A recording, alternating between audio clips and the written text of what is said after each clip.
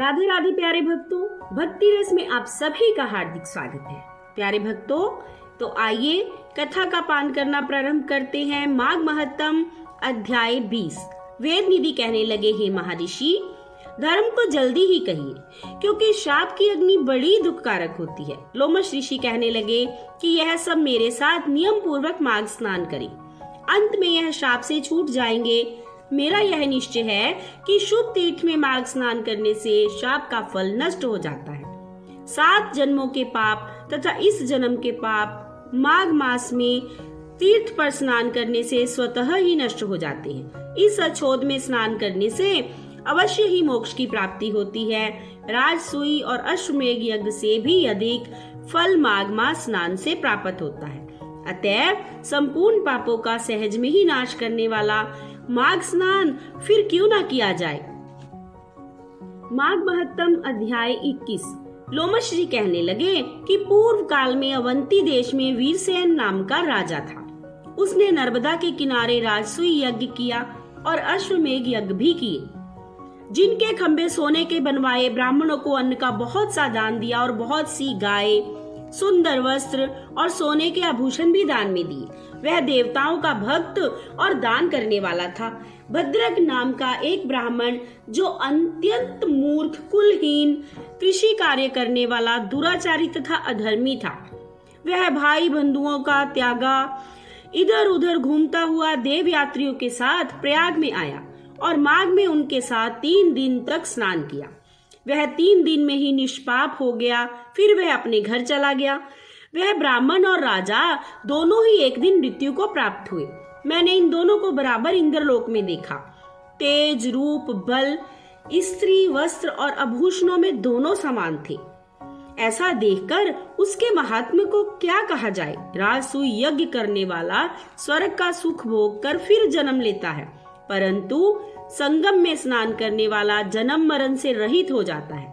गंगा और यमुना के संगम की हवा के स्पर्श से ही बहुत से दुख नष्ट हो जाते हैं। अधिक क्या कहें, किसी भी तीर्थ में किए गए पाप माघ मास में प्रयाग में स्नान करने से नष्ट हो जाते हैं। मैं पिशाच मोचन नाम का एक पुराना इतिहास सुनाता हूँ। इस इतिहास को यह कन्याएं और तुम्हारा पुत्र भी सुने, उससे इनको समृद्धि प्राप्त होगी। पुराने समय में देवद्युति नाम का बड़ा गंभीर और वेदों का पारंगत एक वैष्णव ब्राह्मण था। उसने पिशाच को निर्मुक्त किया था।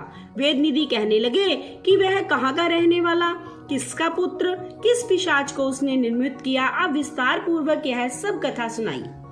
तब लोमश ऋषि ने कहा, किल्पज्ञ से निकली हुई सुंदर सरस्वती के किनारे पर उसका स्थान था। जंगल के बीच में पुण्य जल वाली सरस्वती बहती थी। वन में अनेक प्रकार के पशु विचरते थे।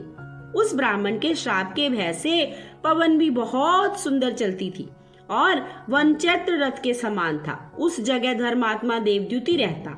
उसके पिता का नाम सुमित्र था और वह लक्ष्मी के वरदान से उत्पन्न हुआ था।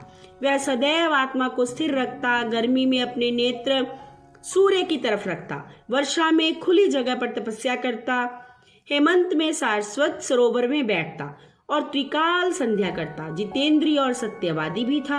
अपने आप गिरे हुए फल और पत्तियों का भोजन करता था। उसका शरीर सूख कर हड्डियां मात्र रह गई। इस प्रकार उसको तप करते हुए वहां पर 1000 वर्ष बीत गए। तप के प्रभाव से उसका शरीर अग्नि के समान प्रज्वलित था। विष्णु की प्रसन्नता से ही वह सब कर्म करता। दधीचि ऋषि के वरदान से श्रेष्ठ वैष्णव हुआ। एक समय उस ब्राह्मण ने वैशाख महीने की एकादशी को हरि की पूजा कर उनकी सुंदर स्तुति तथा विनती करी। उसकी विनती सुनकर भगवान उसी समय गरुड़ पर चढ़कर उसके पास आ गए। चतुर्भुज, विशाल नेत्र, मेघ जैसा स्वरूप, भगवान को स्पष्ट देखकर प्रसन्नता के मारे उसकी आंखों में आंसू भर आए और कृत्य होकर उसने भगवान को प्रणाम किया। उसने अपने शरीर को भी याद न रखा और भगवान के ध्यान में लीन हो गया। तब भगवान ने कहा, हे देवद्युति, मैं जानता हूँ कि तुम मेरे परम भक्त हो। मैं तुमसे अति प्रसन्न हूँ, तुम वर मांगो। इस प्रकार भगवान के वचन सुनकर प्रेम के मारे लड़खड़ाती हुई वाणी में कहने लगा, हे देवादिदेव, अपनी माया से शरीर धारण करने वाले आपका दर्शन देवताओं को भी दुर्लभ है। अब आपका दर्शन ही हो गया, मुझे और क्या चाहिए? मैं सदैव आपकी भक्ति में लगा रहूं। भगवान उसके वचन सुनकर कहने लगे, ऐसा ही होगा। तुम्हारे तप में कोई बाधा नहीं पड़ेगी। जो मनुष्य तुम्हारे कहे गए स्तोत्र को पढ़ेगा, उसकी मुझ में अचल भक्ति होगी। उसके धर्म कार्य सागोपांग होंगे और उसकी ज्ञान में परम निष्ठा होगी। प्यारे भक्तों, ये थी 21वें अध्याय की कथा। कल 22वें अध्याय के साथ फिर मिलेंगे। तब तक के लिए राधे राधे।